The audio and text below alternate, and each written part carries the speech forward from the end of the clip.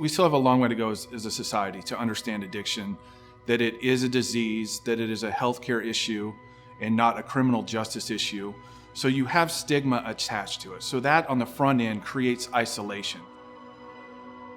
When somebody faces early recovery, there's significant challenges. Do you have a safe place to live? Or are you going to be living in an environment that enables you?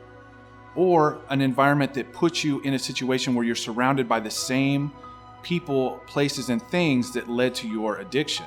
You just can't be apathetic about these situations, especially given the magnitude of what we're dealing with. This is epidemic in our country, our state, in this community. There are a lot of sober living models out there, and what attracted us to the Oxford model is the fact that it's time-tested, it's sustainable, and it's successful.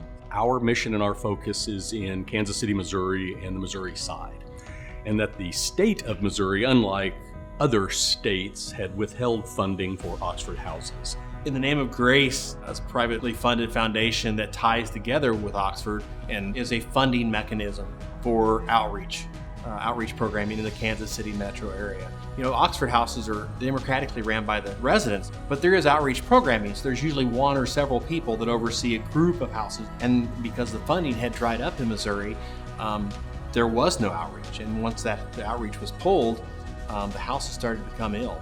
Grace enables us to give them everything that they would need to be able to function fully right out the gate. The difference truly is outreach. And our outreach programming and outreach worker actually check in on those houses daily to ensure that they're following those rules. And when there is a problem, because there will be problems, there's a solution.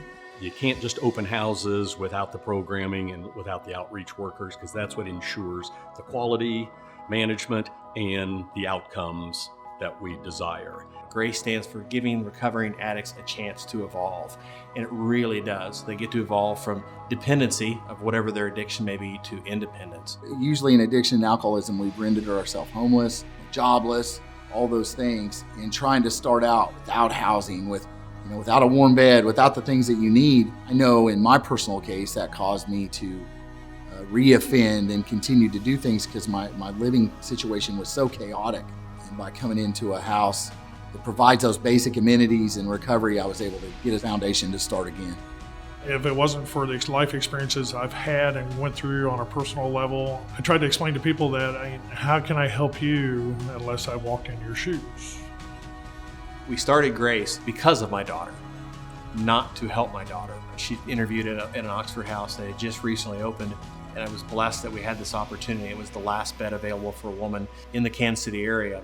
And I took her that Saturday morning to move in, and she went into the house and she gave me a hug. She said, "Don't worry, Dad, please don't cry on your way out." Literally drove 1 block away and had an amazing outpouring of gratitude through emotion. I was grateful that there was a place for her.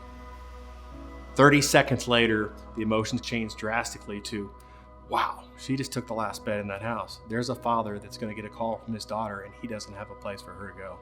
And that's why we're here.